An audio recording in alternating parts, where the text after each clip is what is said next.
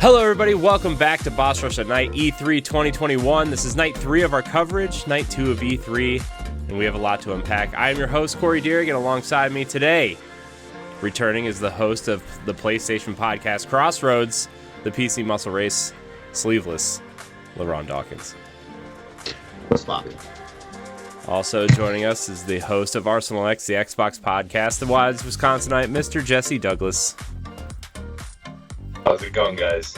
Why is he wise? Like, why is he the wise Wisconsin? I don't know. Ed, I don't know. I'd like to compete against that title. I was going to say, I want a chance for this mantle, too. We should just have a Wisconsinite rumble. I'm down. Shoes off. Jesse. When you say Jesse, I'll gladly hand over the title because I never asked for it, and I. All right, LeRon, we can put the kiddie pool away. Fine, Also, damn! I was gonna go get the baby oil. Damn. Also returning is the co-host of Tower Casuals, the vault-dwelling lore archivist, Mr. Josh Finney. I'm already regretting this. No, you're not. You're excited. Josh looks like he's in absolute pain right now. He's fine. Look at him. He just took a sip. He's fine. It's like a Band-Aid for the soul. Pour some more. Look, bourbon is a Band-Aid for the soul, guys. It's fine.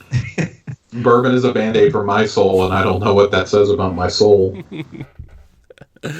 Also joining us from the EXPCast, two of them, Stoy and Pat. Hello, kids. Hello. Hello.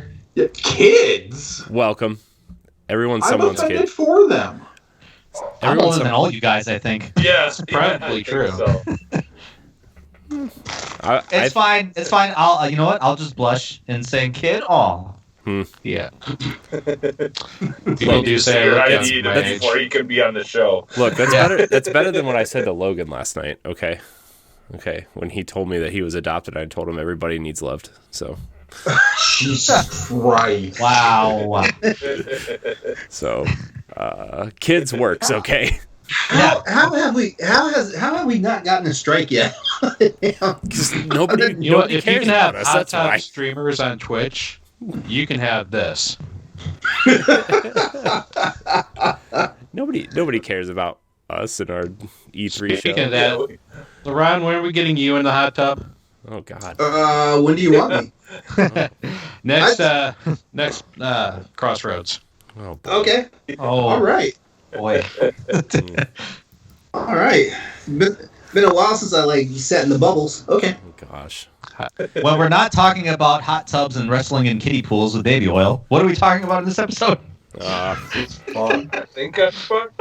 Oh man, that just brought up a really good story for Boss Rush After Dark, starting sometime in the near future. It involves Jell-O, not oil, but it's fine. That's fine. Save that for another day. Oh God. Okay. All right. So this is day 2 of E3. We had 2 pretty decent showings today. Apparently the PC gaming show was pretty good too. So maybe we'll hit that at the end. But nobody gives a fuck about that. Yeah, except for LeRon and his 90-inch wide TV and you are delisted, sir. Like I said, nobody cares about it. wow. Yeah, and that's the thing is Maybe them raise secretly their it's mice, been like one of the right-click, best two-click. shows. Anyways, we're gonna focus mainly on Xbox and Bethesda, and then move into the Square-Enix Showcase, and then we'll hit the PC gaming show at the end for whoever wants to stay and talk about that. The people that care about that show can head on over to twitch.tv/Exodus803 to finish this show. Man. But what did everybody think of the shows today? I think overall it was a way better showing than yesterday. Although I did like what Ubisoft had to show yesterday. This was I was thoroughly impressed with most of the things today. To be honest with you. Xbox alone is better than the last 2 days combined, so... I agreed with that one. Xbox alone was better than the last, 5 years of E3. Yeah. Xbox did a pretty good job today, I will say that. I mean, it's pretty easily the best showing we've seen from Xbox, at least out of the last generation. I would say the last time I liked at least the first party offerings this much, like getting gameplay, like kind of seeing the minds behind the game. And of course, we're getting more throughout the week, right? We're getting more Halo multiplayer tomorrow. We're getting Forza tomorrow, and then Ninja Theory Obsidian and a few others are sitting out with Paris on Thursday. This probably is the best one since like 2010. Like, I don't think that's too much of a stretch. And it felt really, really balanced between your heavy-hitting first-party titles, your commitment to indies, and third-party partnerships. Like, there wasn't anything that was like, oh, shit, I wasn't expecting that at all. We kind of, like, knew a little bit of everything that was coming outside of, like, Arcane's game. We didn't really know what form that was going to take. And we did know a little bit about Arcane's game, though, right? Through leaks and and stuff. We knew it had vampires and it was from Arcane. Yeah. I was not expecting that. Yeah. I was trying to do some research on that game after the show today. So apparently it is like an immersive open world sim with vampires and cool guns, but you can play it cooperatively. So that's sim? cool. Okay. Right? That's what they said, immersive sim. Oh, okay, cool. Said. Actually, there was one surprise for me in the Xbox Showcase that I had no idea about. Slime Rancher 2. I never knew there was a Slime Rancher 1. What? Oh, like, it's on Game Pass. I only know about this game because I have so many friends in the Japanese games, and they lost their fucking minds when that got shown. Yeah. Why? I've played Stoy, you wouldn't understand. I don't know There's why. this cuteness meter, and it goes above your, what you consider cute. I've actually put a lot of time in the first one myself. Okay. But because the kids, like, it's also like something that my kids were just like instantly attracted to. It's very simple. There's not like a whole lot to it. I mean, you're literally, like it says, you're just basically you're building crops to feed your slime, monsters, and like it's basically just a game where you just go searching for things and trying to find new stuff, and I suppose it's just pretty basic, like I suppose that's fair. Like, this is a game for kids, and I am not a kid, even though Corey, you called me one earlier. Thank you. Yeah, but you're young at heart. It's okay. Yeah. Yeah, it's along the lines with the people that are interested in the Hello Neighbors and this is one of those games that there's a lot of I've seen a lot of YouTube stuff based around it being made, content being made about it, things like that. Mm-hmm. There's kind of that whole other section of gaming that exists like on YouTube where there's just like these videos made for kids, and they play all those kinds of games to get the attention of kids to watch their videos and stuff like that. And so like kind of being in that situation where I'm seeing a lot of that content because of my kids. Yeah, that's the only reason I know about it. Like, cause like literally the second that they started showing the visuals for it, I'm like, oh, this must be Slime Rancher 2, and like boom, yep. I just knew right away from the look of it that it was Slime Rancher. But yeah, I personally, I put some time in the first one. It looks interesting enough, but I kind of, it's something that I just played to get with my kids a little bit, and they haven't even really gone back to it much either. These days, they'd rather play like Fortnite or something. So cool. Hey Corey, did you check out that Teenage Mutant Ninja Turtle spin-offs? I think it was called Shredders. Yeah, you should pre-order it. Bad joke tax. You put must have wrote that one down once that happens. No, pass. Look, I downloaded Brawlhalla because Ninja Turtles were coming. I had no idea what that game even was, right? We talked about this about Smite a couple months ago when the Turtles were there too. So if you put the Turtles in it, I will put some sort of money into it. I don't even care what it is. So I thought today's show, the showings were really good. I didn't get to watch it live, but I did watch it after, and I gotta say, I was really thoroughly pleased with both. I wasn't really expecting anything from Square, right? Like, I mean, I knew like we would probably see Guardians, which we did, which I know we're going to have a massive conversation about that. You should have heard the cheering in the Discord when Guardians was announced. Like, everyone was losing their collective mind. Yeah.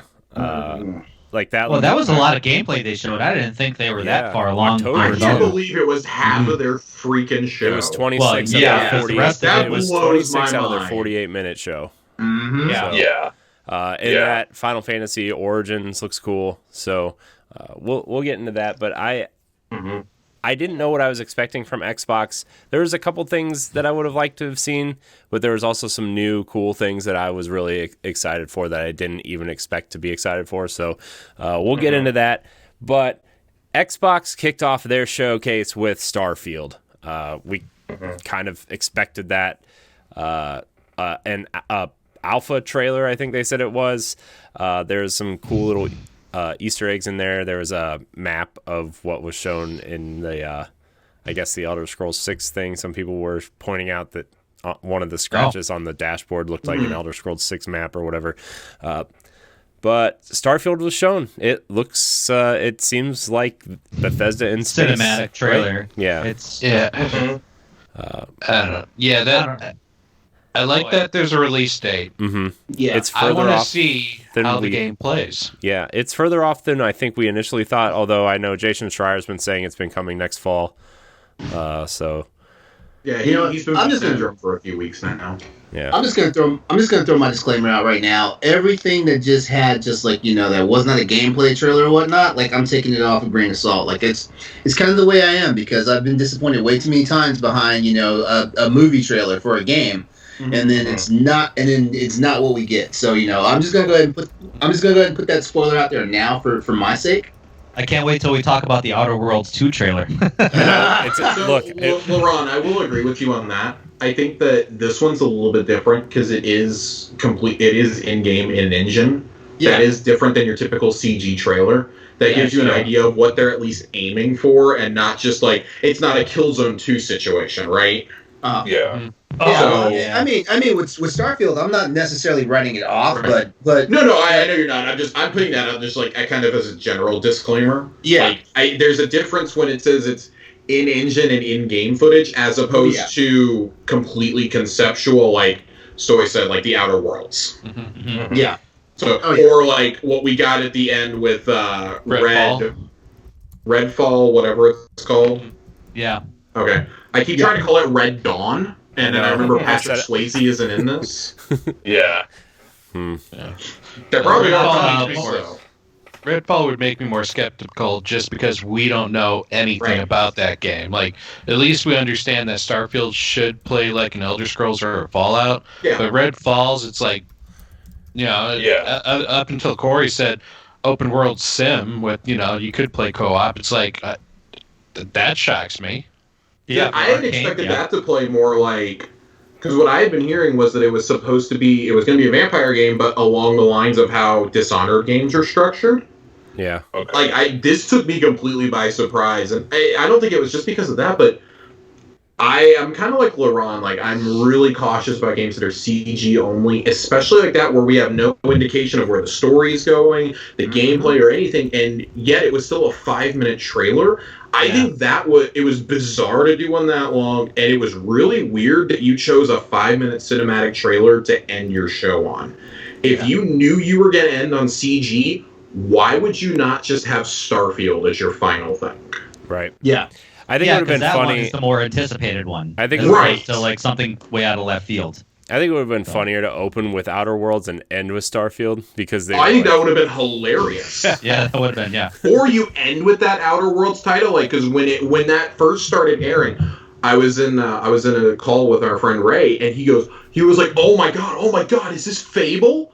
And he's like, I thought this wasn't gonna be here, and then he starts hearing the narration. He goes, oh no, and he like immediately he goes, this is fucking Outer Worlds, isn't it? And we're just both dying laughing for the rest of the trailer. Yeah. It is the most self-aware thing I've ever seen at an E3 conference.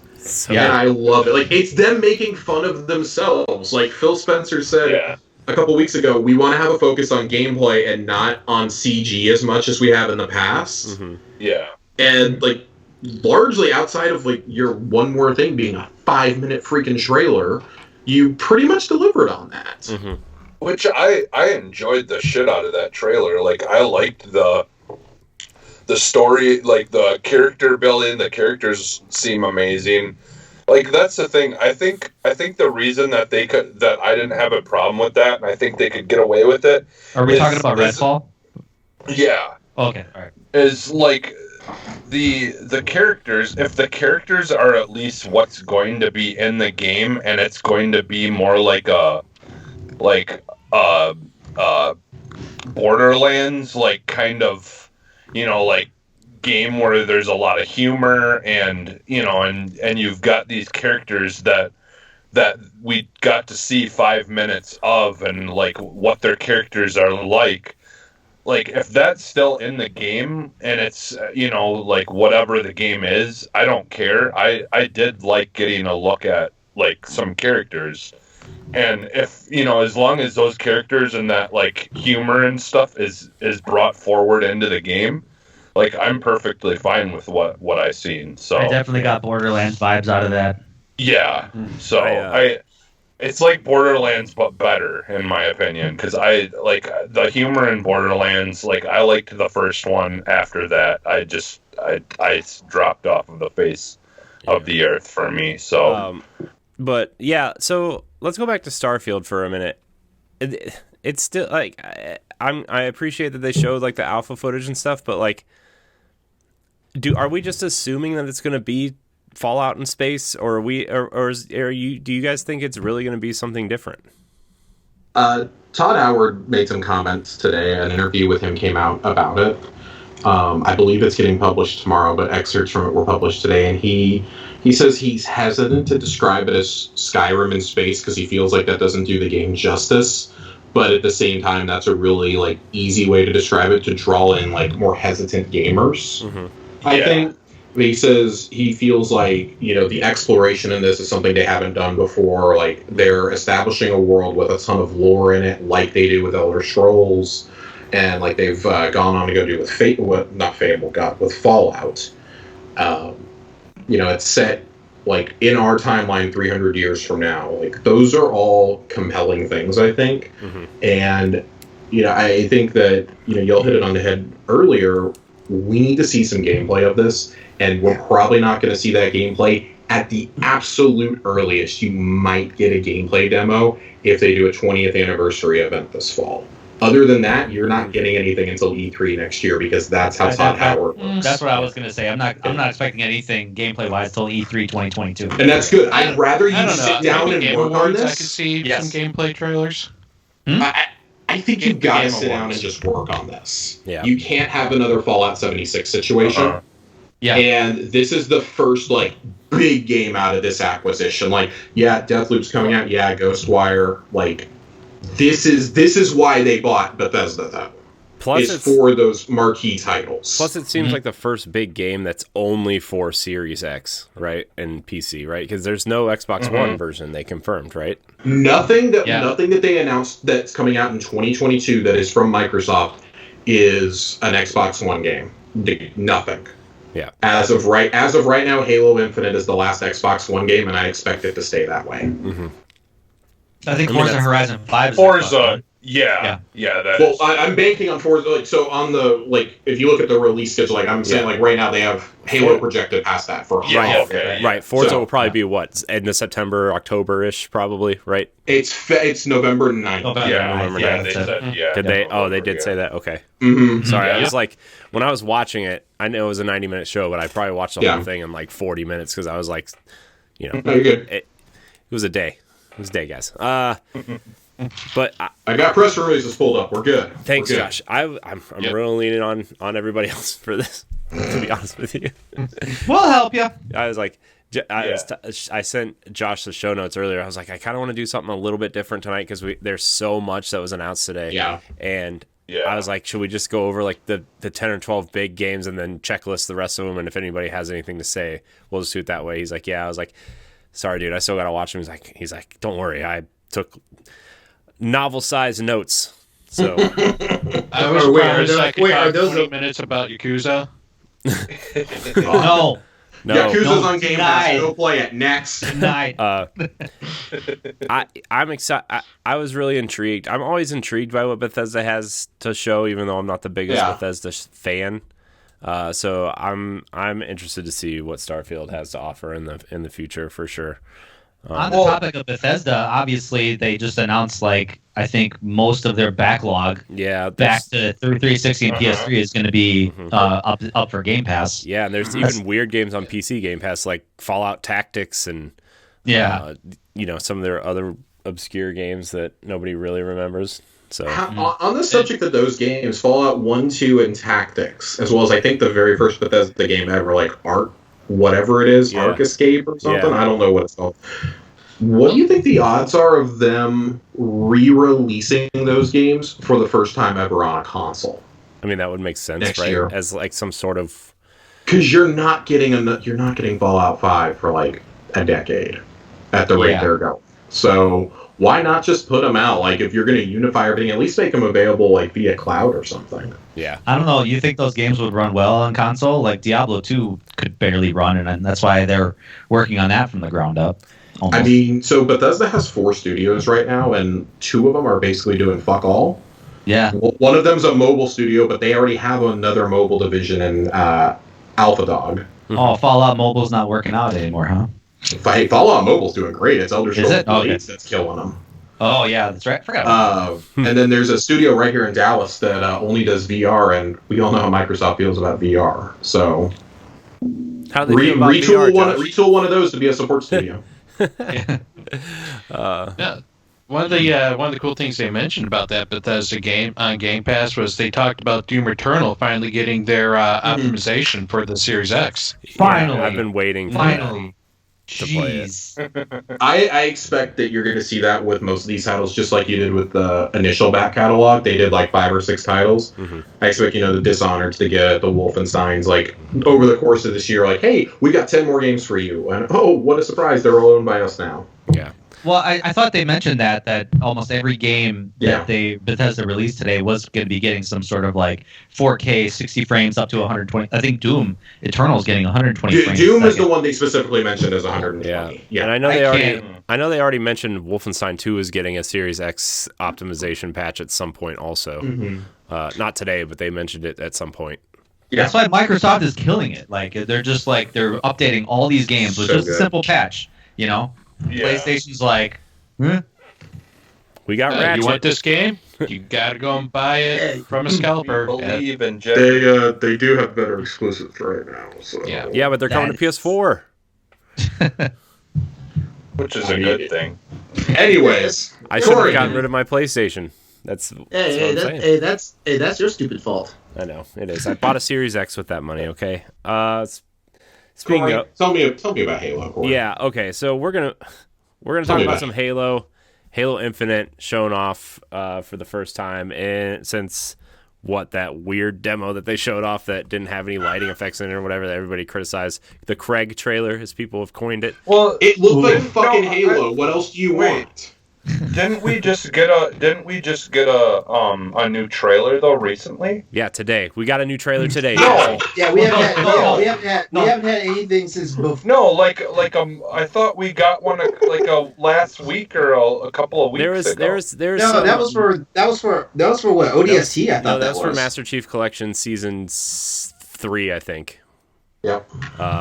Nothing for Infinite. Oh, I thought. I didn't mean for that joke to land as hard as it did. Apologize to the white It was really funny just how bluntly you said it. Oh man, I kind of feel bad now. But anyways, Halo Infinite. I really like how they opened with the story trailer. Although I thought they were just rehashing the first trailer that they showed with the weird looking pilot guy and like Chief like kind of flying through the debris or whatever. But then they start showing him like moving the debris out of the way. He's taking the gun from the dead soldier, flying more through the debris, and then going into first person, and then finally showing a hook shot. Yeah, yeah, the hook shot. It looks awesome, right? And then he walks in and there's this new AI, and he's like, they're talking back and forth, and then he convinces her that the mission has changed, and then he pulls out his Memory Stick Pro Duo from 2002 and she hops in it and sticks it back in his helmet, and yeah, man, it was a good trailer. Cortana. Yeah, he's got a thing for those AI ladies.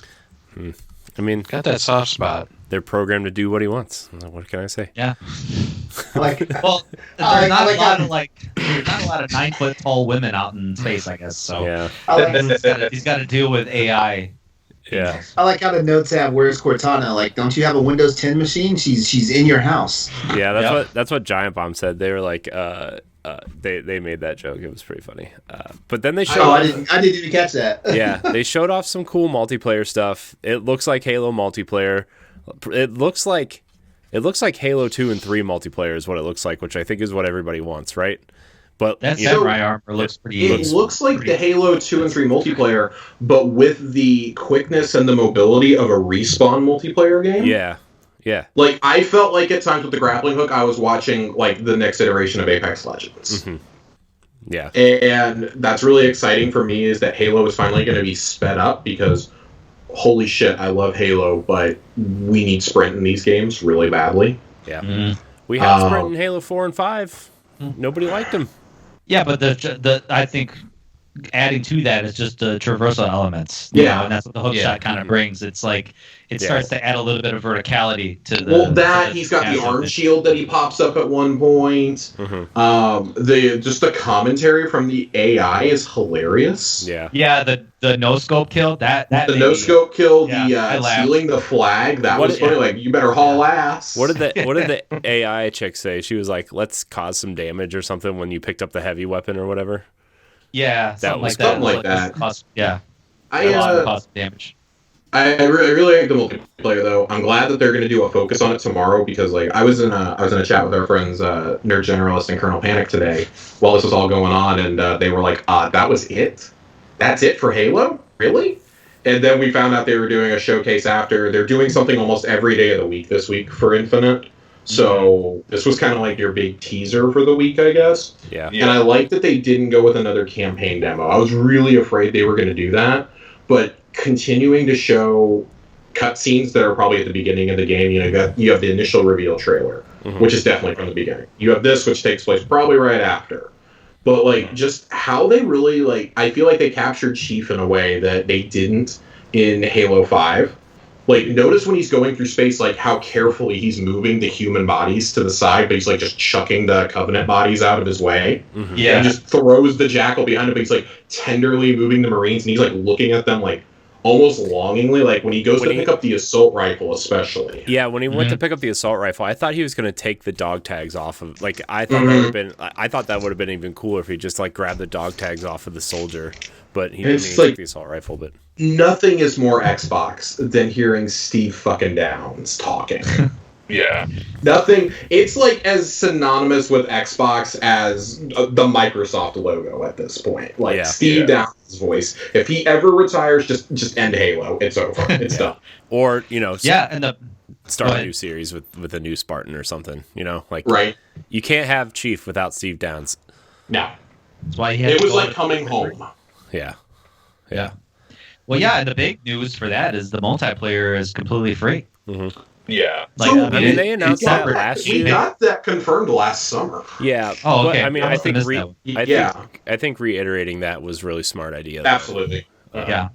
Because I know people who just have an Xbox who just want it to be their Halo machine or whatever, and they don't care about the campaign or whatever, and they're just like, and if you can just buy a Series S and download Halo multiplayer, right? Like that's you get some people in like that, Let's be realistic. You have to do something when you're going up against Call of Duty and Battlefield. Yeah. Because, like, Halo 4 sold phenomenally. Okay, 13, 14 million copies. Fantastic. End of the life cycle game. The game is a lot different than it was even when Halo 5 came out. When Halo 5 came out, Call of Duty was kind of on a couple of down games at the time. Battlefield didn't have a title.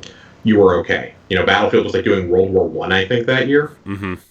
So you got real lucky, but now the game's completely changed. Fortnite's a thing now. Warzones, Apex, Call of Duty is still strong as ever. I mean, people are still playing Modern Warfare from almost 3 years ago now. Like, they're still playing that. Battlefield's got a new game coming out. We just talked Back 4 Blood. Like, Far Cry's coming out this fall. COD. Like, all these other games how does Halo compete with that? And I think it was a smart answer. Like, don't do a battle royale. Just don't try to wade into an already crowded area. Just make big team battle 12v12 like Bonnie Ross confirmed on Twitter today.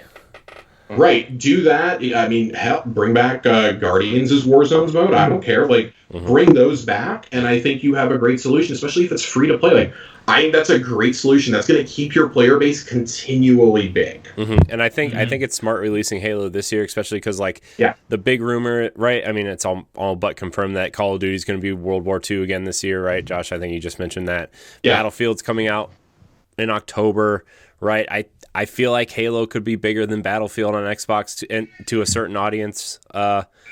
This is the year to release Halo, right? Like, I just feel like this is right. We were all upset that it got delayed last year. Although, I mean, a delayed game always has a chance to be better. But I was certainly disappointed, especially when when I got my Series X on launch day. You see Chief on the box. You're just like, I just want to play Halo. And then the Master Chief Collection, I re-downloaded that and played some multiplayer. I'm like, man, I just really want some new Halo. So. I mean, Corey, you and I talked about this when we got our consoles. When ours came in the mail that day, and we were like, it sucks that we don't have even like a Forza to play. We have upgrades for games we already have, and that's cool. Like, they run so good, but I'm going back to playing exactly what it was on my Xbox One S last night. Yeah, I'm re-downloading Destiny to play it at 30 frames a second. I know. And that's why I want to talk, like, why Forza Horizon 5 before Motorsports? Like, that just dumbfounds me. Because I know it's ready, and Motorsport's going to be their game as a service, season pass type game, I think.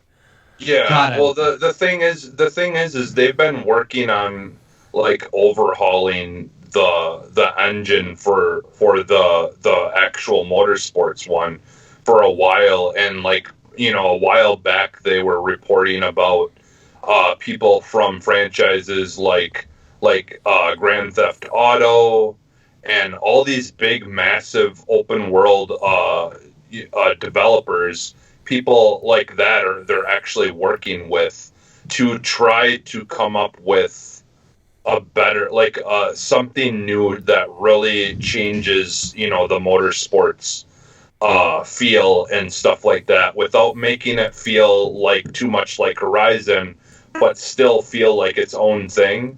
And so I think the problem is they're trying to make it, keep it like what it's always been, but like make it feel new for this next generation. And so they're spending a lot of time, I think, just trying to get everything. And and Horizon just always does well. So they know they can make another one of those and just like get tons of people downloading it and playing it, because it's always gonna hit the people even who don't care about racing games, right? Well, Horizon 5 is more accessible than Motorsport. Motorsport is more simulation, whereas Horizon is more fun. I mean, we're gonna talk a lot more about Horizon 5, but speaking of open worlds, right? Like, this Halo game is supposedly, semi-open world, right? Like, it is open world. Yeah, it is. Yeah. So how is Sandbox, that? How is this going to affect the story? Because that's I think that's what people's biggest concern right now is, what's going to happen with Halo's story. If I had to wager a guess, I think you're going to have milestones similar to how you do in like Breath of the Wild, for example, when you awaken the divine beasts. Like, you're going to have milestones like that you have to progress through. Like, you'll have little like contained storylines in those, and you have to complete, or even like Ghost of Tsushima is this way too. Like, it's open world, but you can tackle the objectives in any way you want to lead up to your next big crossroads. Right. Yeah. I think you're going to have something like that, because they seem to be really focused on player agency and player choice. If what they've said, and what Joe Staten especially has talked about in the monthly updates they've been doing, that was one of the big things when he came on board. He says, when I came on board right after the showcase last year, I sat down, I immediately got to play the game start to finish. He's like, I had a gigantic smile on my face knowing this is the next iteration of Halo, but how do we make this good enough for the players? It's a great concept. How do we evolve? How do we truly evolve the combat, though? Right. It reminded me of the last two Battlefield games. What they did with combat, they did this big open sandbox like area, but like separated into like small objectives. Like, okay, all right, drop into this area, take out these 3 radar towers. One is way on the other side of the map. The other one's way on the other side of the map.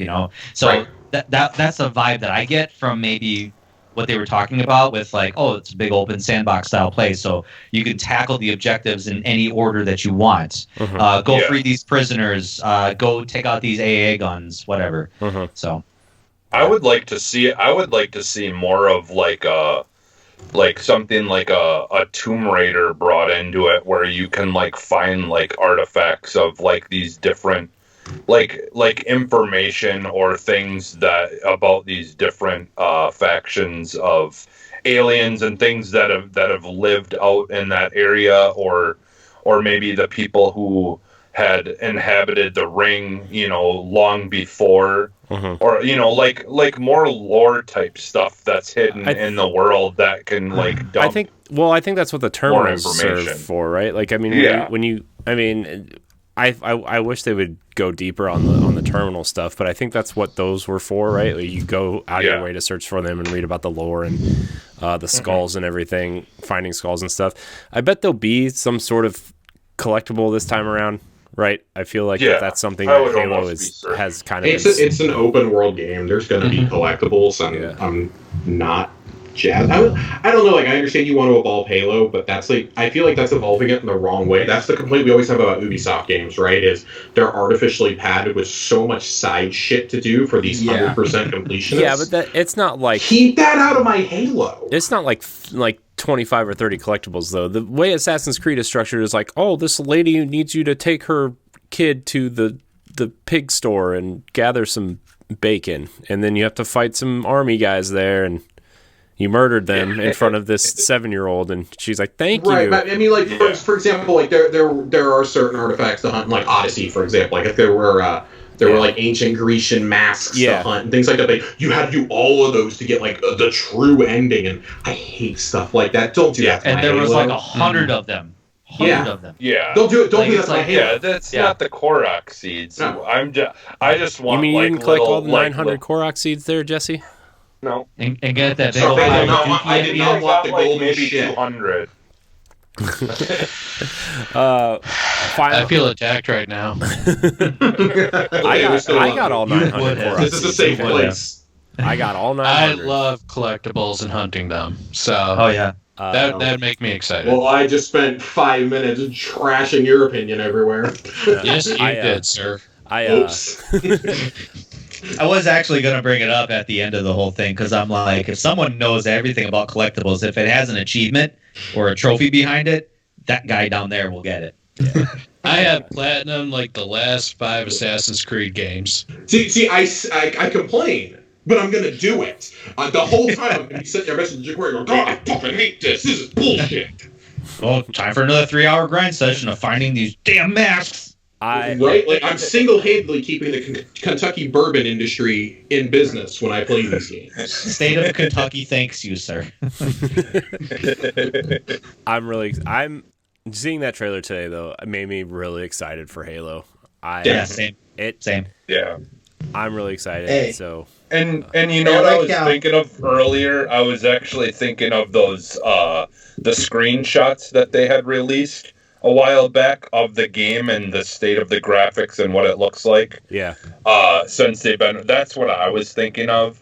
Is we got those pictures of the game, like updated graphics, and seeing that, how much more improved it looks. Yeah, But, I'm sure that's what I was thinking. I want to see a documentary on this game when this is all said and done. Right? Like, I just want to see art. I want to get that. Did that Halo art book come out yet, Josh? Do you have it? No, they delayed it. Okay. It's going to come out with the game, because, I mean, it's obviously going to spoil the end. Right. Well, But, no, we've got that $19.99 price locked in on Amazon Prime. Nice. nice. Halo looks good, but the other game that looks good, we already kind of touched on, was Forza Horizon 5. My jaw fucking dropped. Dude. They were showing that image of that dirt turn and it was like an image, and they kept stressing like this is not real. This is in engine. I'm like, oh my god, this is amazing. This looks so good.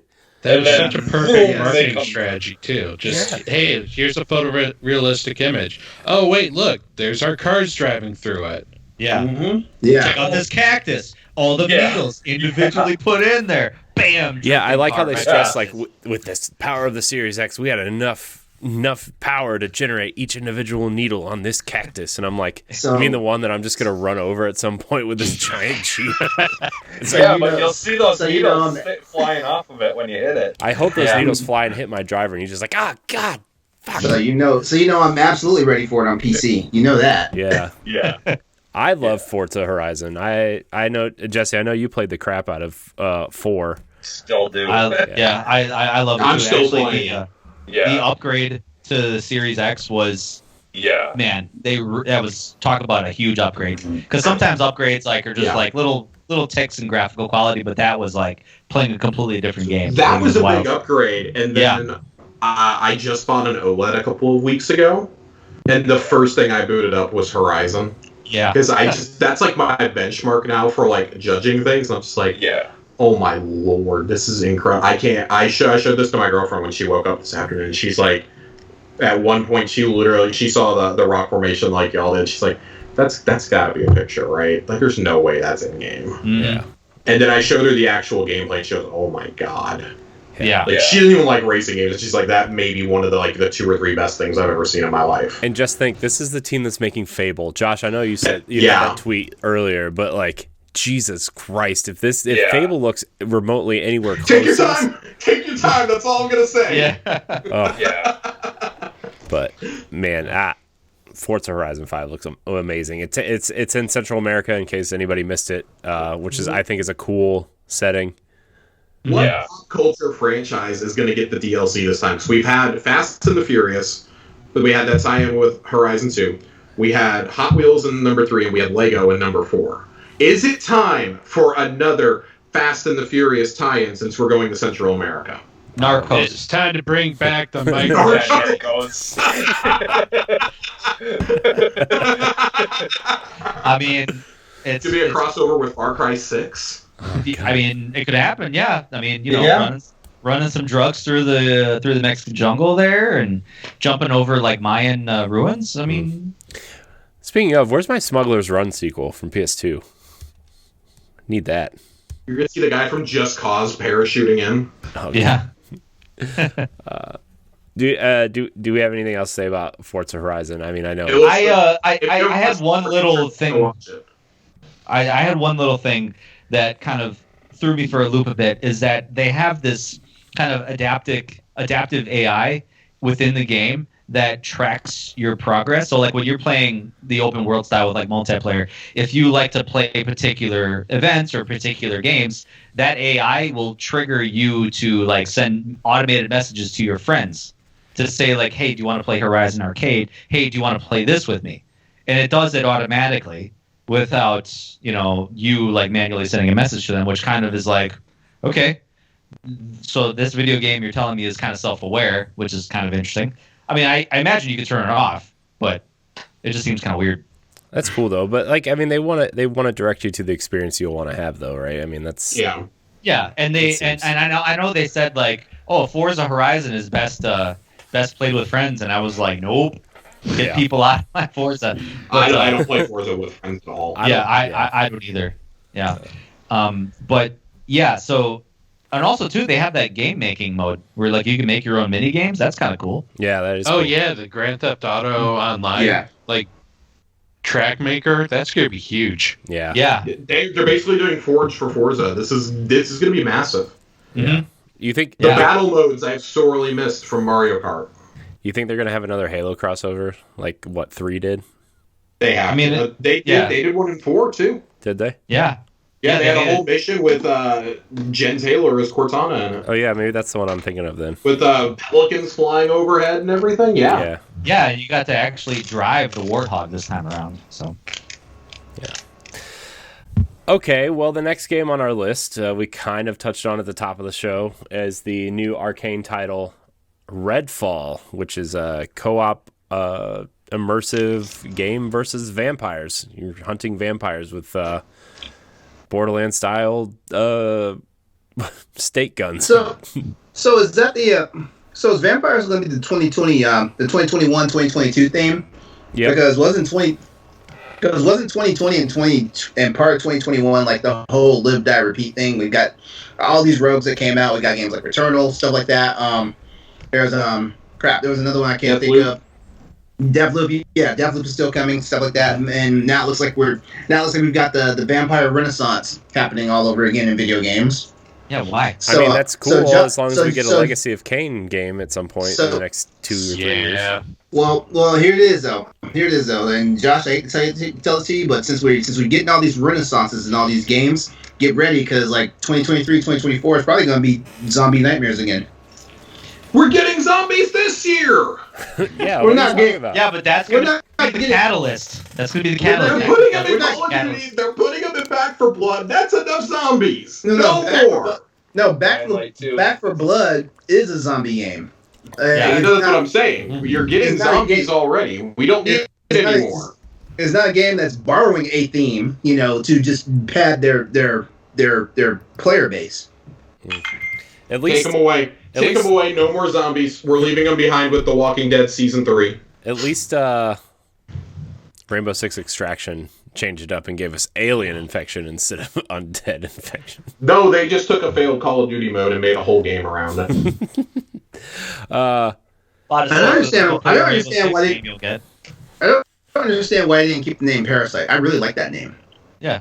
I understood the whole thing about Contagion and Wait, is it Contagion? No. It was Quarantine. The code name was Parasite. The code name was Parasite. Then when they revealed that it was Quarantine, and then they changed it to Extraction. I don't know. Well, because Extraction is kind of like a game mode, and I think that's what they wanted to kind of showcase. Yeah. Like you're going in, shooting alien parasites, but you're extracting people. Yeah, to me it was more like a mix between like Prey and like taking something like Prey and mixing it in with, because like the thing is like we kind of already talked about this yesterday, but I just like for me that whole thing though, like I'm glad that it does feel more like a standalone game and not just a mode. Like you actually have stuff you unlock and as you progress and stuff like that. So yeah. Well, we've already spoken about it. I just had to just say that real quickly. But I don't know, Redfall. Like I need to see more. Like like these stylish trailers and everything. Cool. But let me see the brass tacks. Let me see the nitty gritty about what these games are. Yeah. Like I said, I'm sold. I'm sold on the characters, and I hope they do something with those characters. As far as the game goes, like I have no opinion about it because we haven't seen anything. Yeah, but like I like the characters. Do we know these are like the real characters, or are they going to give us a chance to create our own? And these are just like the subclasses. I almost said stereotypes. I think these are already characters in the game. Yeah, because you spend that amount of time building the characters, you can't tell me that they're just going to throw that all away and it's not going to mean anything. Yeah. Like that's why I said because of how long it was, something about that has to be substantial about what the game is going to be, at least character or humor wise. But like as far as the game goes, we didn't see anything to have any opinion on it. But I'm on the website right now, so I'm on the website right now, so all the characters have names, and it basically describes it as an open world co-op first person shooter. So, all right. I think this would be cool if we do like I don't know. I feel like this is a cool concept. Vampires have been gone for way too long. Okay, I need that awful blind date where we went and saw Twilight like 20 years ago. However long it was. It was just terrible. Watch Dracula Dead and loving it. No, pass. I feel like zombies are. I mean, I'm not zombies. I'm sorry. I feel like vampires are just shifting back into video games because like the rumors of the new Blade show coming out. I think developers are just trying to jump in and get in on that cash market when it gets hot because like the MCU stuff is probably going to at least run for 1 or 2 seasons. Wait, is it a movie or a show? It's a movie. It's a movie. Okay. Yeah. Okay. So I say 1 or 2 seasons. What I meant to say is 1 or 2 cycles. So we're gonna see this whole boom, and then all of a sudden, like next thing you know, Walking Dead will be back in style. Don't worry, they'll be on the fourth spinoff by then. I mean, we need werewolves. Ubisoft is trying to bring back werewolves. I mean, didn't Resident Evil? Oh, Resident Evil. Yeah, Resident Evil did kind of too. Yeah. Werewolves riding horses. Yeah, which I'll be honest, that that intrigued me with the new Resident Evil, which I still need to play. Those were werewolf zombies. Yeah, that doesn't. Yeah. Well, from what I understand of the story by not playing it, it seems like all of our worst nightmares that we've thought about over like the eons of years that we've been on this planet, that's what Resident Evil is trying to do right now. They're trying to explain all that. So you're throwing vampires, werewolves, zombies. See, we need to get Nelly on the show. Yeah, look, Resident Evil just needs to make another 9-foot thirst monster that people can chase after for 9. Okay. I was cool with her until I saw the scene where she chucked that vanity across the room. And I was like, okay, no, I'm done playing with her now. Like, I don't want to be here anymore. Yeah. There's one thing you know about LeRon now. He doesn't like to be dominated. So. Jesus Christ. Psychonauts 2. Yeah, Psychonauts 2. Yes. Psychonauts 2. Looks great. Hurry up and put it out. It looks like Microsoft bought the company and gave them a real budget. Yeah. This time. They were able to put Double boss Fine fights be back Double in Fine. Yeah. As long as I don't have to wait 90 seconds switching between buildings. Like, seriously, that game had, like, one of the worst load times ever in the history of video games. That was one of the main detractors for why I never beat it or appreciated the original game. I respect Psychonauts and everything, but man, like I don't know, like I don't get why everybody is always so like they get flustered about Psychonauts. Because it's an interesting. It's a cult classic. Yeah, it's just a cult classic. Not everybody's gonna like it, right? Like I didn't like it the first time I played it, but then I went back and played it when it became backwards compatible, and I really liked it. So, yeah. This game looks good though. I'm probably gonna give this one a chance though. I'm gonna give it a better chance than I gave the original one because, like I said, I never went back and beat it. You should. And I've got that like a couple times over. First time last week. The art is cool. I think the level designs are unique, right? There's so many different level, just designs of the levels look cool. It's just, I'm excited. I will it's play. It's literally what you would imagine giving Tim Schafer money. Yeah. This is what he comes up with. This is what happens. Keep doing it. Yeah. Keep giving him money. Yeah. All right. So, I guess we'll move on. Just a couple more quick things here. Contraband was announced. It's Avalanche's next game being published by Microsoft, right? Like it was just a CG trailer. Yeah. Nothing. Absolutely nothing. Yeah, exactly. Nope. Yeah. 4-player co-op Uncharted. I'm calling it. Yeah. That's what it looks It's like. being made by the team behind That's just Cause. Yeah. Yeah. So that's neat, I guess. Then we also got a trailer for The Outer Worlds 2, which we already covered this. Move on. I know. You know what? I want to talk about it, LeRon. Okay, damn. Shut your big It's a great muscly trailer. mouth. It told us You nothing. see the silhouette of a hero. I want to talk about how we had a budget to completely create him yet. Yeah. I thought we spoke enough about this in the beginning that we didn't have to come back to it. Oh, okay. And then cue in the wah music. You know, just to keep the show Even the moving. rip-off Hans Zimmer. Just to keep the show moving, I will not talk about it. The Sea of Thieves update. The wah music. The Sea of Thieves update with. How was this not done before? Right. Yeah, that's the first. That's the This first is thing I was going to say. I can't believe this is free. Yeah. They were probably too busy doing stuff with Nintendo.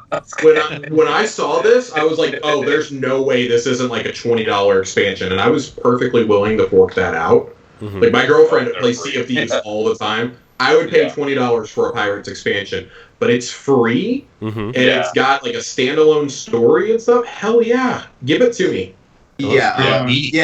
I don't understand why it had not been done before. And you know, when it was crazy, like when I saw, like right when it was opening up, I was like, damn, are they finally just buying into the whole Pirates of the Caribbean thing? And little did I know they were basically doing a Pirates of the Caribbean crossover. I was like, damn, do this, Pirates of the Caribbean. That's awesome. Yes. You got a title for your episode, Corey. Yeah. Well, no, I mean, okay. Well, I think yeah, like you have the, well, I mean, a lot of Nintendo stuff that Disney does stuff with, and then you've got like, you know, the what's it called, the game that I don't play, Kingdom Hearts. Kingdom Hearts and stuff like that. Hey, you shut your mouth about Kingdom Hearts. Disney. Hey, you're not alone here, Jesse. Disney is definitely like, you know, I've tried. But I don't. I mean, Disney's definitely trying some unique things, right? Like they're licensing out, like especially with Star Wars now, and Marvel has been, right? They're not afraid to go to a console exclusive. They're not afraid to take chances with other companies, right? I'll tell you, there's one guy at Disney you can thank for this right now, even though he'll never publicly take credit for it. And that's a couple years ago, they hired away John Drake from PlayStation, right, and put him in charge of gaming over at Disney. And ever since then, you've seen the Indiana Jones deal has been made. Getting out of the EA deal for Star Wars has been a thing. You know, Lucasfilm Games is going to be its own division. This has been a thing. Like, I would not rule out more happening. Like, we've heard the rumors about Xbox getting a Star Wars game. Okay, I wouldn't rule that out because, as John put it when he went there, he says, "I want games being made that are the games I would want to play and that I would want my children to play." So when you think about that, like, just because it's right, that's and I think he's trying to change the perception that just because it has Disney on the box doesn't mean it has to be shovelware.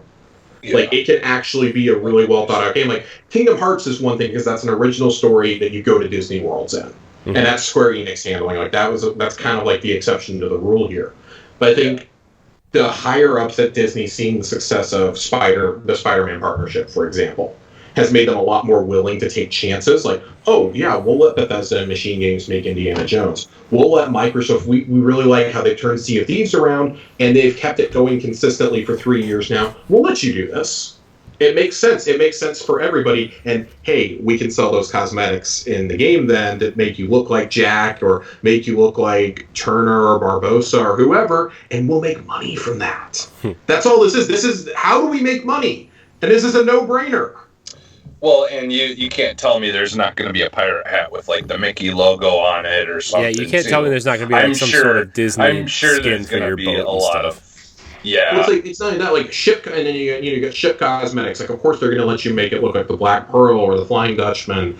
Like, you've got all these things. Like, and it begs the question. Like, Grounded, we don't even call it Grounded. We're like, hey, that Honey I Shrunk the Kids game. Yeah. Like, when is Rick Moranis recording dialogue for that game? Yeah. Probably right now, while they're doing the TV show. Right? He's reprising his role in the TV show, right? The Disney Plus show. I have no idea. I think so. And Josh Gad is the kid. I've heard that. Right. So, yeah. Anyways. Flight Simulator, speaking of crossovers, is hitting Game Pass for Xbox on July 23rd and getting a free Top Gun expansion. If they do not get the rights to play Danger Zone, this expansion, not even I'm worth boycotting it. Not even worth downloading then. Not even worth it. Don't make me hook up my Spotify like some uncultured swine. Yeah, no kidding. It's got to happen though every time that you take off from the aircraft carrier. Yeah, every single time. Every time. Wow. I will go. Are you guys being serious about that? Because I think I will turn that game off if I hear it for like the umpteenth time. Just because you were alive when it came out.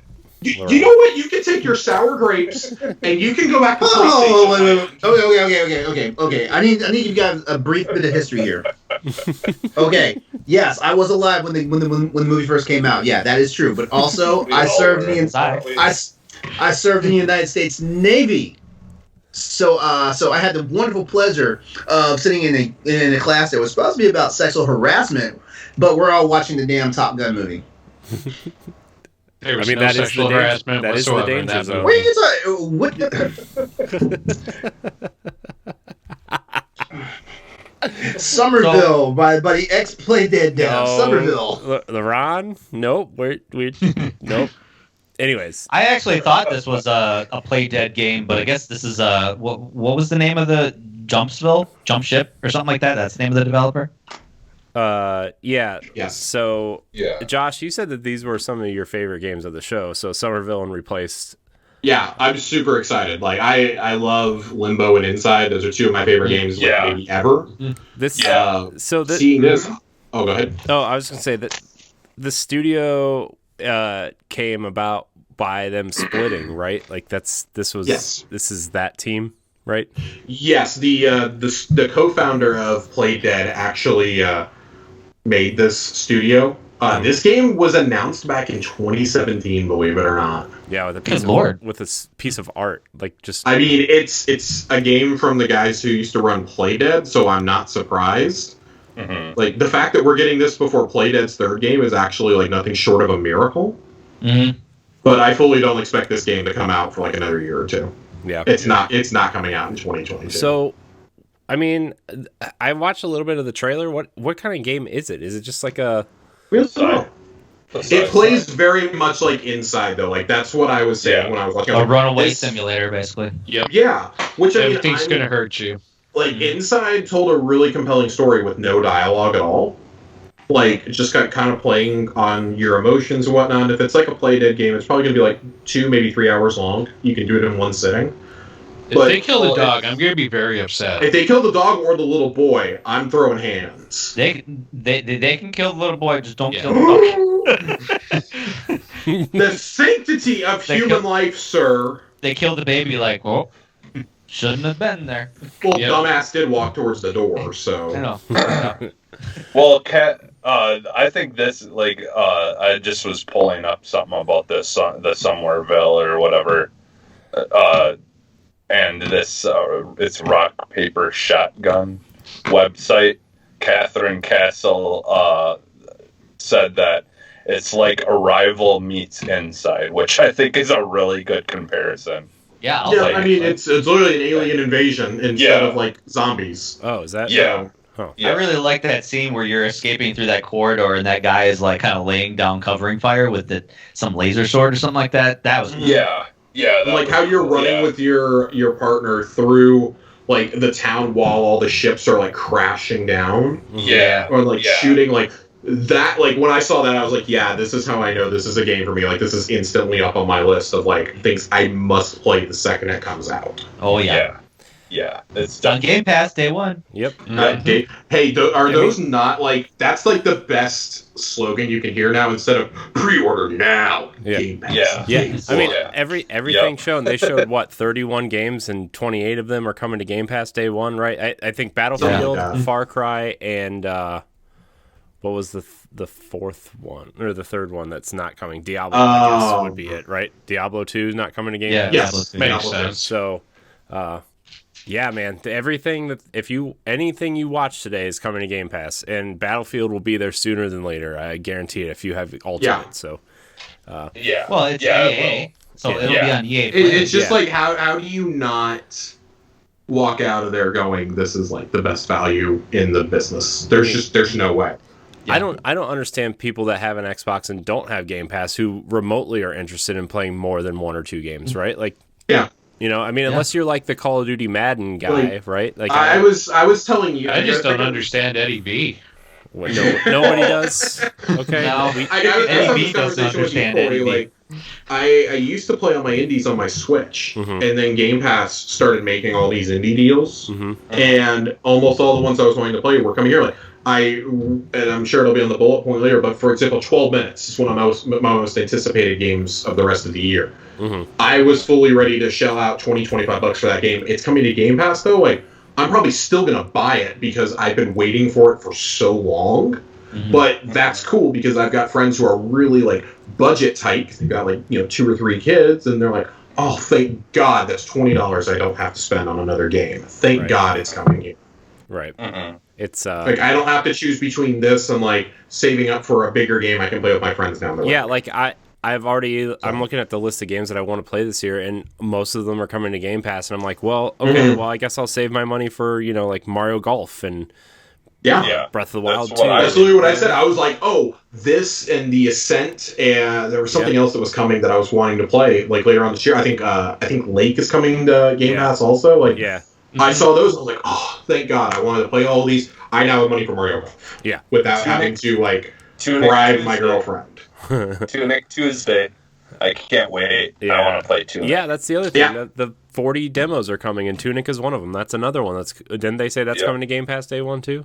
They have not. They've been mum on that one. Okay. Isn't that a Microsoft exclusive though? It's a timed exclusive. I thought it was. It's a timed exclusive. Timed exclusive. Yeah. So I don't know if it's actually coming to Game Pass though.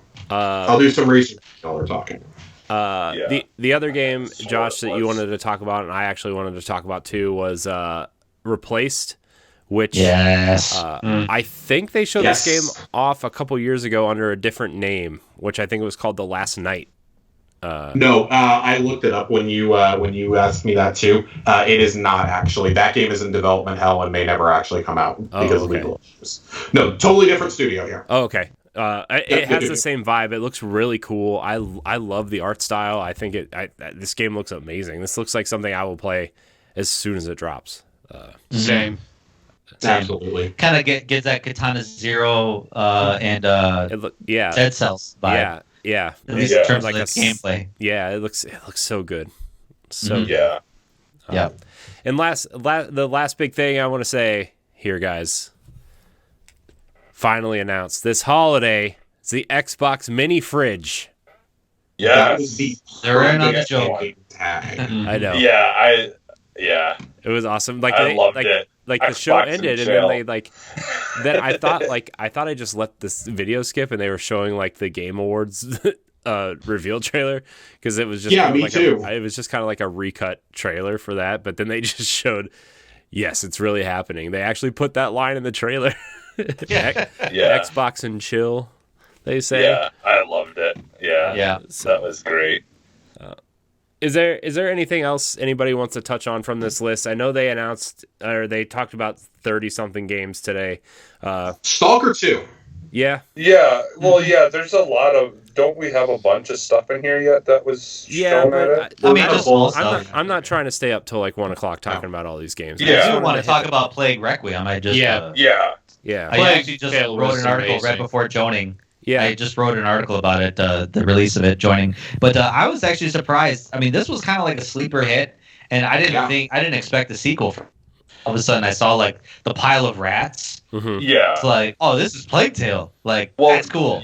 This was a game that didn't need a sequel, but I'm glad it's getting a sequel. Yeah.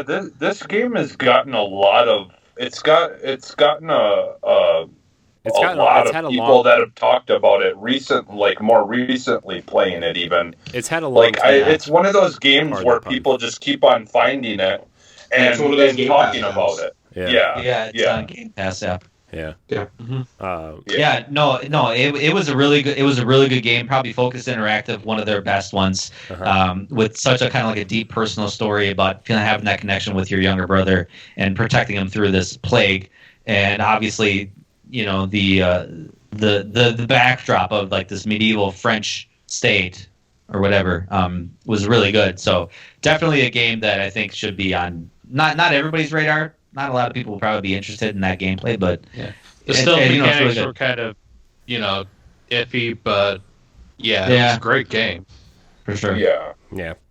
But like you said, Stalker 2. I'm really interested in seeing more about this. Yeah, for sure. This game looks awesome. It has some of the best facial animations I've ever seen. Yeah. Yeah, it's. I don't even know much about Stalker anyway. What is Stalker? Like, I don't either. So Stalker was a PC game back in like 2007, 2008.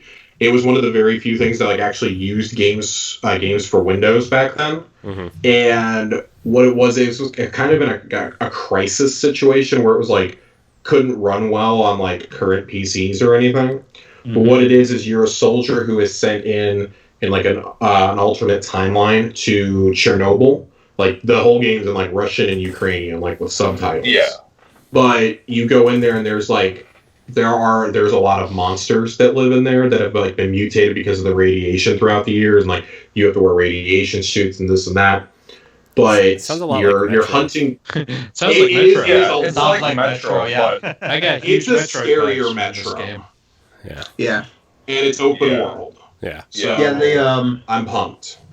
Yeah, the one big for me, the one big thing that had me like on the edge of my seat was when they unveiled a Uden Chronicle. Oh Yeah.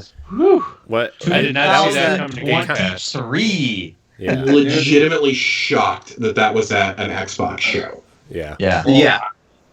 I'm really interested in Atomic Heart. Like that game just looks so messed up and weird. What is that game? Like I was like, are they just showing a montage of a bunch of different games, and you're like, no, this is the same game, but it's like It feels like mannequins. Fallout, like it feels like Fallout 76, because that's how it looks in terms of quality. Had a baby with like the pre-alpha tech demo of the concept for Cyberpunk, and they just had a demented love child. Because this looks and I love everything. weird, and like I'm glad that you like it, because I looked at this and was like, nope. Moving on.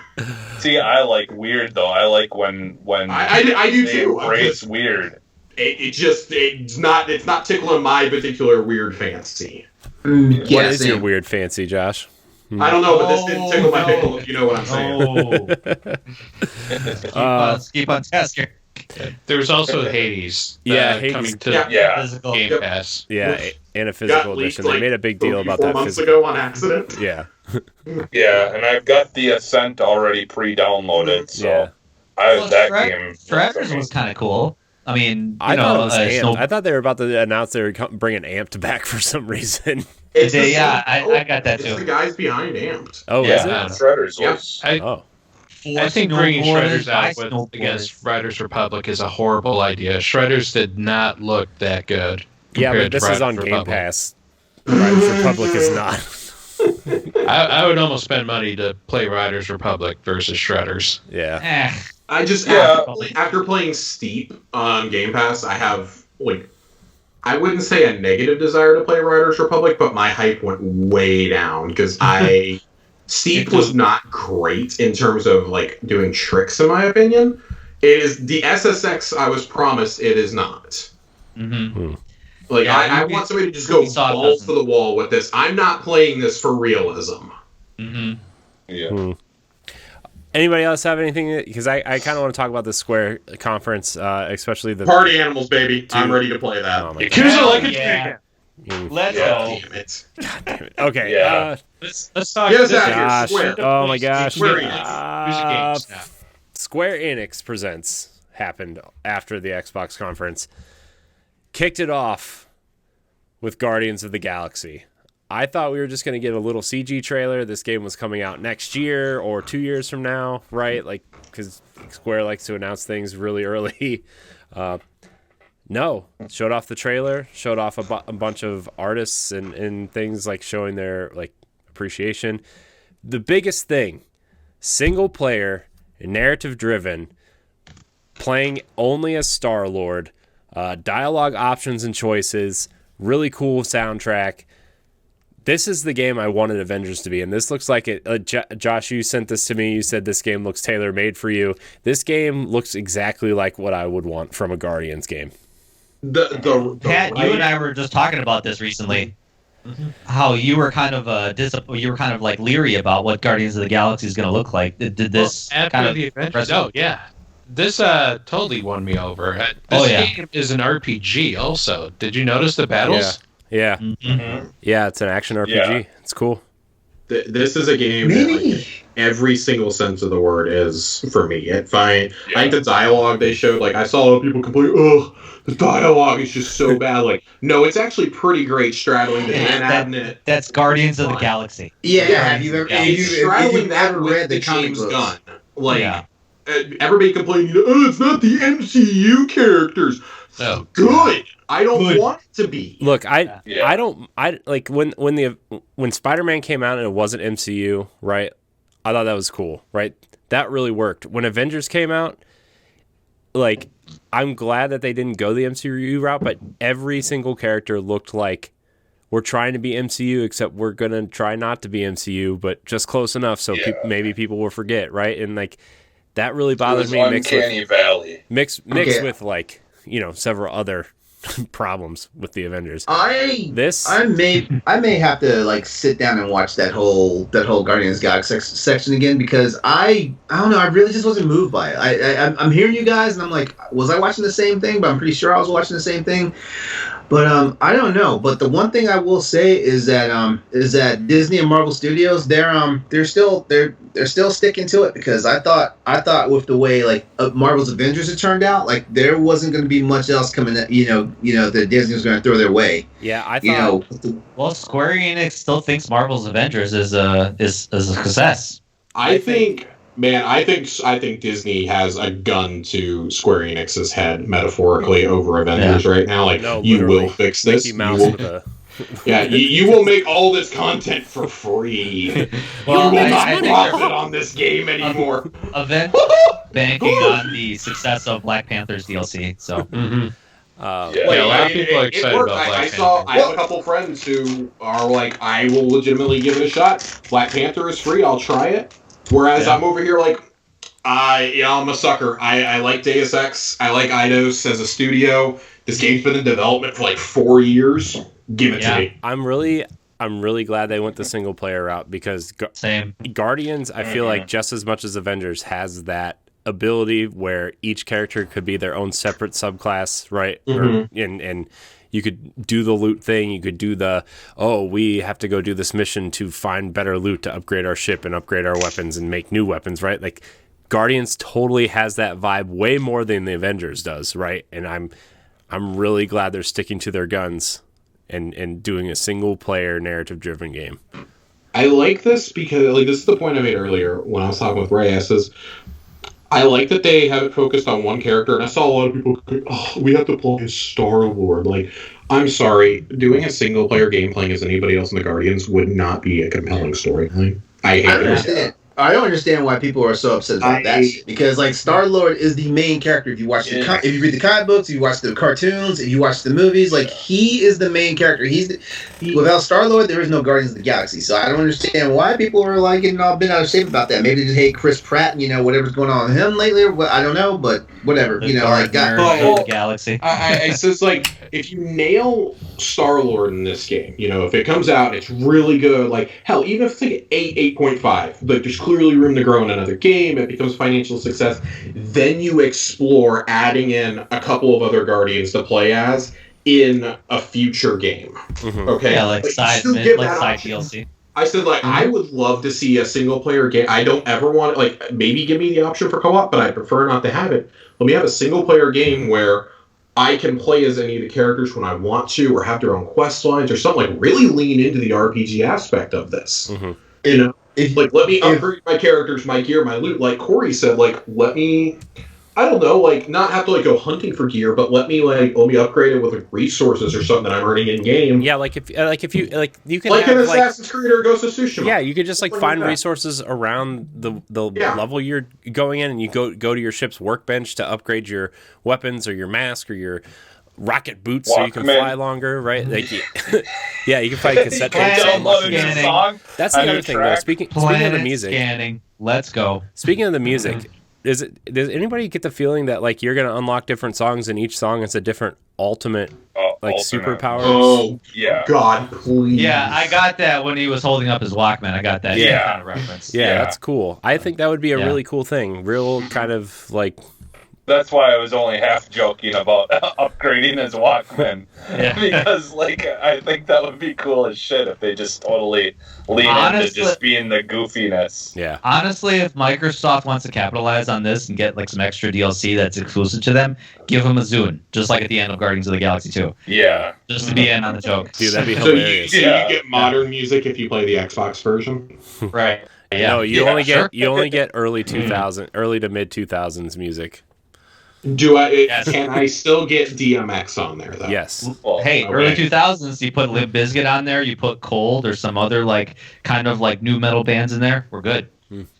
well, you'd 10 get out of 10. you'd get flawless file versions of the songs instead of Get the the edited versions on accident. I also like that the dialogue options look like they're going to be able to change the course of the game, right? Because there's the little dialogue thing where like Rocket hates you for that. Yeah, they said Rocket will remember that or whatever when he chose to have Drax throw him across the pit or whatever. And then when he decided to sell Groot instead of Rocket to the monster buyer or whatever, right? That was there. There's going to be some interesting influences there, I feel like. Maybe not like big, but just enough to maybe alter certain things. Yeah. I wonder how far they're going to go. The Telltale's Guardians of the Galaxy gave me anxiety, like, because your team just started to like drift apart. It's like, no, you guys got to get back together. Come on. You know, I don't want that feeling again. I forgot that there was a Telltale Guardians of the Galaxy. I tried to forget that there was a Telltale Guardians. It's actually kind of decent. I don't know. I didn't mind it. Yeah. I haven't played it, but I'd probably give it a shot. But yeah, like the thing is too, like, just kind of going back to people complaining about you playing as Star-Lord.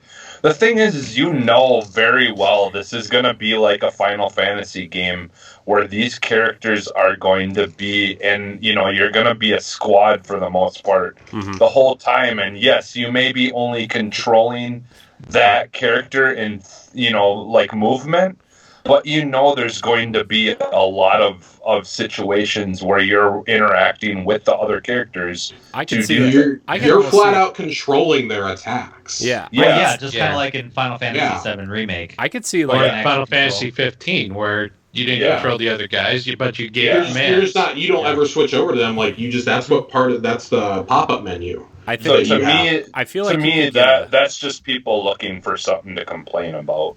I feel like you could get a Rocket Raccoon like stealth section where you have to plant bombs or whatever. If you like, maybe that's something you get when you sell Groot instead of Rocket. Like they say you need Rocket on the outside, right? And like he can go in and like plant bombs somewhere, and you have to do that without getting caught or something. I could see like small segments like that, but I don't mind. I think when you focus on too many characters, like that's when you have to make 5 separate battle systems, 5 separate weapon style, right? Like I think that just gets way too complicated, and like I think the simpler the better when you're telling a narrative story, and I think focusing on one character is smart. But I think lately these days with video games, it's like the more complicated we get, the tougher it is, that it's tougher for people to adapt to it and gamers to really get into it. So if they just kind of stick to the tried and true methods that, you know, single player, narrative driven, focusing on one character, I think this game is going to be good. Yeah, I do too. Yep. Yeah.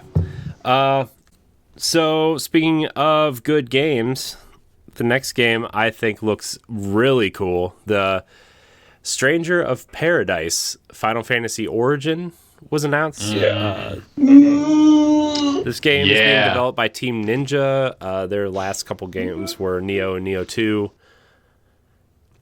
I think it looks interesting. I want it to be. It's like one of those games that I want to be good, but I'm not sure. Right? I feel like this might be hovering in like a 7, 6.5, or 7. Interesting is one word to use for this. It's not the one I would use, but it's a word. I've come to kill chaos. Yeah. Dog shit. Why did those graphics look like straight out of the PlayStation 2? By the way. Exactly. Did you see the what was it, the that PlayStation account that always ex-CEO whatever Kazurai. Yeah, Kazurai tweeted out, says because the demo was available on PlayStation 5 today apparently, and it said The demo doesn't work on PlayStation 5 because the game is not backwards compatible, or the system is not backwards compatible with PlayStation 3, which this clearly is. Damn. Yeah, the graphics didn't look great, but Come on, that gameplay though. That was like some top-notch gameplay. Like, I don't know. It gave me a bit of a Dark Souls vibe, but it also gave me a Platinum vibe as well. Like, fast pace, probably going to be more on the difficult side. Mm-hmm. Yeah, I mean they're definitely going for that Souls audience, right? Like that seems to be the direction this game's going. I don't know. Is it weird that it's a prequel to Final Fantasy 1? Like, does anybody really know the story of Final Fantasy 1? I don't remember the damn story of Final Fantasy 1. Pat would. Pat looks like he would know the story. Yeah. I've finished some of the Final Fantasy games, and I don't know the stories of them. So, try to explain the story. It sounds like of they're 13. trying to stop the events from Final Fantasy 1 from happening by trying to kill off Garland before he becomes Chaos. Mm. I'm here to kill Chaos. Mm-hmm. I'm here to find Chaos. Chaos, you're going down. He's here. God. Okay. Thanks. Yeah. Thanks for reminding us. Yeah. I don't know. I hope it's good. I'm always pulling for a good spin-off Final Fantasy game, but all I can do is hope for now.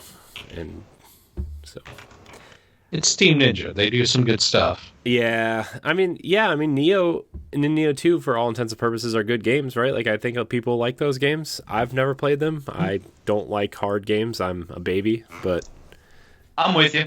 yeah, some people seem to like those games.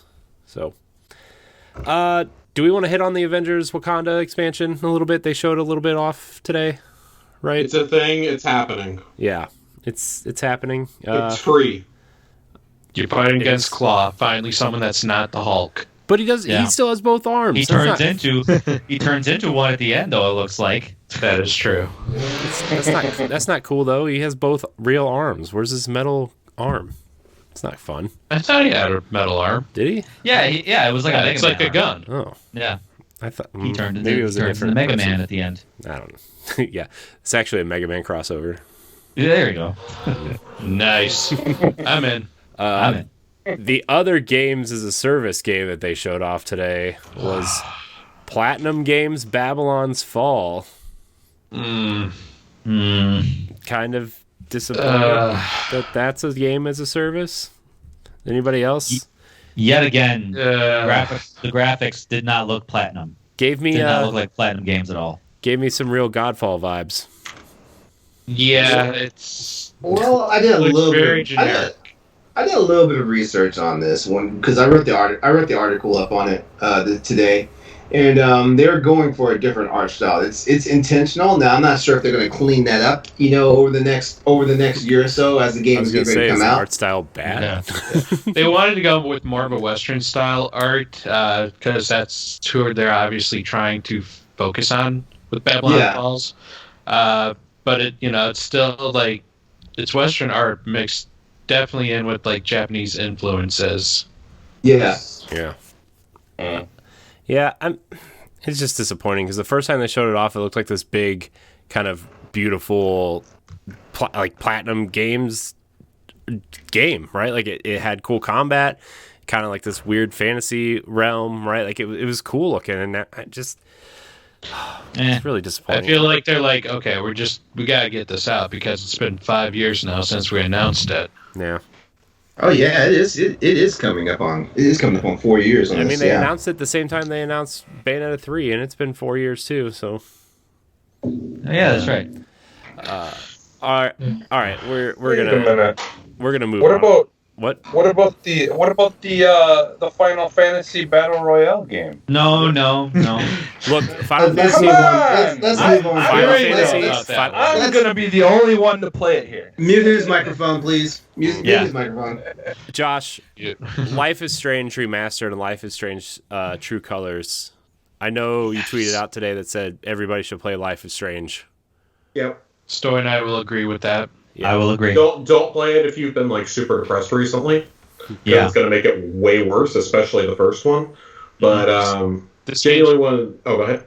I was going to say, this game's going to make you feel. I actually really thought the Before the Storm was like even more tragic just because you knew about the events from the first one. Yeah, and then when you try to develop that relationship in the game, it becomes even more heartbreaking just going through it. Yeah, it's just Before the Storm in season 1, right? Like yes, yep. I haven't played Life is Strange. Should I play 1 before the Storm, or should I play? Yes. Yes. Okay. Yeah. Even though Before the Storm comes first, right? 1 Before the Storm reveals a lot of things harder after you play the first one. Okay. Yeah. Okay. A lot more emotionally impactful after you play the first one. Okay. I'm mystified why this is called a remaster, because it looks like they just threw a new filter on it and that was it. I know. They just added a little bit of contrast. It does not look right. I can't. It's flat out criminal. They're charging $40 for this. It is criminal. You can buy True Colors, the Ultimate Edition, and you get this game for free. So that's you save $10 as opposed to buying them separately. That's what I was going to say. That's the better option, better way to go. But it's something. I would just say, like, Life is Strange and Before the Storm are both on sale so often on the Xbox store. You can buy the entire season of, like, both games for $10 altogether, I think. I think still the first episode of Life is Strange 1 is, like, completely free. Yeah, so, it is. Yeah. Of 1 and 2. Mm-hmm. Yeah. Anybody play the second season? I did, feel like everybody loves those first 2 so much, and then the second stopped. season came out, and it was, like, kind of fizzled out. Second season had some good moments. The second season was so rough because of how spread out the releases were, though. Yeah. It took them like a year and a half to release everything. Mm-hmm. That was the biggest problem with that game, was the release schedule, which is awesome that Life is Strange True Colors is just going to be one game, you know? Mm-hmm. I would prefer that personally. I like episodic games, but I feel like you have to do a weekly release for them. Like, I think Tell Me Why did it great last year. Yeah, that 3 episodes, 3 weeks in a row, boom. Yeah. I think part of the Tell Me Why, like them doing that, was to see what, you know, if it would have a better impact on things and a more positive, impact on releasing it like that. And then they probably were like, okay, well, this did really well for us to do this. So if you play the first episode of Life is Strange 2, and then you play it, you finish it, and then you forget about it, and then all of a sudden you find out a couple months later, like, oh yeah, shoot, episode 2 released like a couple weeks ago. I totally forgot about it. Like, people forget to play your game. Yeah. It's not like a show where it's like, if it's coming out every week, a new episode coming out every week, that's different. But yeah, when you got more than a week in between, then it just doesn't work like that. Mm-hmm. Mm-hmm. Yeah. All right. Well, that's kind of it, unless anybody wants to talk about the mobile garbage that they spent 20 minutes on. How fast? No, because that was... Jeez. Dude, I got so excited. I got so excited when they were then they brought out the Final Fantasy 1 through 6 collection. I'm like, oh my gosh, they're gonna release these on Switch and PlayStation and maybe Xbox with like achievements. I've heard and trophies. Rumors it might be coming to the Switch. Yeah, they're gonna do it. This is Square. They're gonna triple dip. I know, but it's just like, oh, this mobile crap. Why? I'm so extremely. Wait! Aren't most of I think you can actually aren't get most all of the Final Fantasies on Switch already? Nope. Not in this style. 7, 8, 9, 10, and 12 are on Switch. I think all the style is. I'm getting it confused because they put Final Fantasies 2 through 6 on the Game Boy Advance. Mm-hmm. Yeah. Okay, I was confused. Okay. What were you saying? Incredibly unpopular opinion on these. I don't have a huge problem with Square talking about mobile stuff because I think Square is one of the only larger game publishers that has actually made decent mobile games. Hitman and Tomb Raider Go, for example, I think were both really, really fun. Would you pay $10 to $15 for each one of these though? No, I mean that's what I'm getting to though. No, I wouldn't do that. I would pay for the right price. I have a hard time paying more than $5 for a mobile game to begin with. Yeah. Especially when I now have Game Pass in my pocket on my phone. Like, I have a really hard time paying that then. Like, I have that on my backbone. I can play on my tablet, whatever. Like, I carry my Switch with me whenever I travel. I have a really hard time spending more than $5 on these types of games. And I think Square's going to find out really, really rough that you can't charge that on mobile. You could probably get away with doing $10 for each of those games if you were putting them on, like, Steam, Switch, and PS5. Wait, what are you talking about? Those Nintendo games for like $10? I don't play the Nintendo games. I play decent mobile games. I'm just saying, like Square-Enix has done this in the past, where they have released games on mobile for like $20. Like, like the original VII, Final Fantasy right now is $8 on mobile. Yeah, see, like I think when we get into the pricing, it's criminal. Like, I don't think the actual act of putting them on mobile is bad, and to me, that's what a lot of the discourse today surrounded around was just like, oh god, fuck mobile, get us out of here, get us back to real games. Like, no, like, just shut the fuck up for a second. Like, okay, if you've got concerns about the pricing, that's one thing. If you have bullshit, Final Fantasy 4, the after years is on mobile. Nice. If you have a bullshit complaint about just, I don't like that they put games on mobile, or, well, why would anybody want to play a mobile game? Well, y'all are the same ones who, not the saying that you guys are, but the people with those complaints are the same ones who are like, oh, there's no real good games on mobile, or who are the ones who sit there and play Bejeweled like the rest of us when they're taking a shit. It's not it's not that they're releasing on mobile. I would just that like they're coming to mobile but nowhere else, right? Like but what I'm saying is they're going to. Like, this is how Square operates with their business. They dump it on one platform first, and then they start expanding it. I mean, look at the timed exclusivity for all the Final Fantasy stuff right now. Look how they've done Kingdom Hearts before. Like, they're gonna find nobody's gonna buy these on mobile. They're gonna buy them on Steam, if anywhere. They're gonna be like, oh damn, we messed up. Then they're gonna put them on the consoles and be like, oh shit, we could have made a whole lot of money really quickly. The thing is there's enough programs for your computer that is basically allows you to run Android and all that on your computer and just we don't condone emulating doing hacks. These games are coming to Steam. We're better than that. I think they did say these games are coming to Steam too, though, right? Yes, they are. So yeah. Well, and the thing is too is I can hook a cord up to my phone, mirror the image onto my computer, play with a remote. With a controller, and I'm still playing it without it being. That's too much work. That's too much work. That's too much work. Just let me buy it on the Switch. Yeah, take it from the PC guy. That's too much work. I like playing games on my phone. Like, I flat out do. Like, I'll be honest, I play mobile games at work when I'm on my phone. I played a lot of Infinity Blade back in the day. I play card games, I like playing Hearthstone. Like, I don't have a problem with mobile games if they're priced appropriately. Like, I play a lot of Disney Emoji Blitz. Yeah, I would like to get, like Final Fantasy VI, I would like to get on my phone, but I don't want to pay $10 to $15 for it, like you guys said. I want to pay $5 and be like, you guys made your money decades ago on this game. You continue to make it for decades on this game. Please just let me get it at an appropriate price. Like, I get that you're going to be, oh, it's a brand new version, it's a remaster. Then put them all together into a bundle or something. Well, get Final Fantasy 1, 2, 3 updated graphics on the PSP. Yeah. Well, if my PSP hadn't blown up, that would be a great option. I can't wait. All you got to do is buy a new battery like I did. My battery nuked. The thing is dead. Yeah. It does not work. I've replaced the batteries. Oh, it's gone. Sucks. It's done. Wow. I'm also no longer on Vita Island either. I want that War of the Lions port of Final Fantasy Tactics on Switch or something. Well, you know what did look really good though, even though it was What? I was gonna say, you know what did look good, even though it was for phone, is that Nier Incarnation. Like, that game looked amazing for being on phone.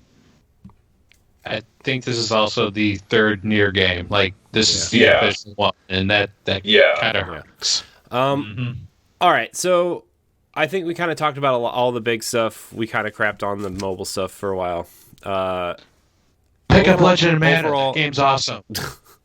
Overall today, how do we feel? How do we feel about today's conferences? I felt really good watching these, especially because I wasn't really expecting anything from the Square conference, and I got two interesting things out of it for me, and then the Life is Strange stuff. Like, at Josh's recommendation, like I do want to play that, and now you guys' recommendation now too. Life is Strange didn't need a remaster. That just seemed to be a waste of resources. Yeah, especially since it's like, it's a money grab basically. I mean, they gave away the first one for free with Games with Gold at some point, so I'll probably start with that and then move from there. Right? I mean, I know like Josh said, the other ones are on sale all the time, so.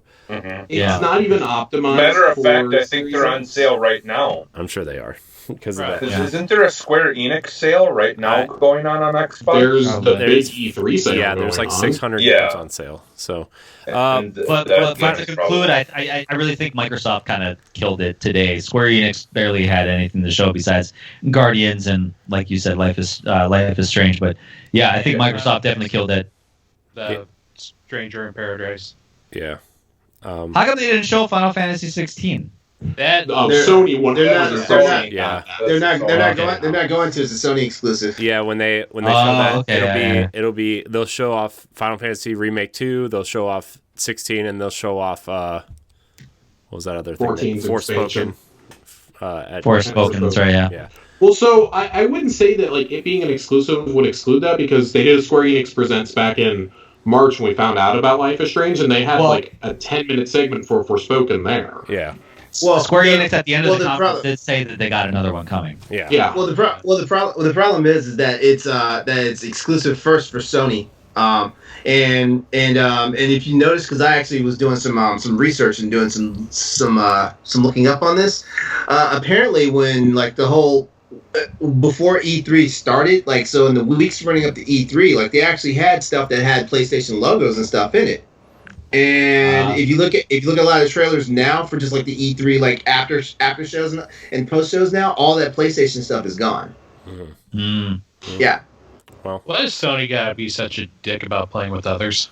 Come on, Sony. Hold on, wait. Sony didn't start this. Nintendo started this crap. That's true. Okay. Nintendo started another this. show for that. Yeah. Okay. No.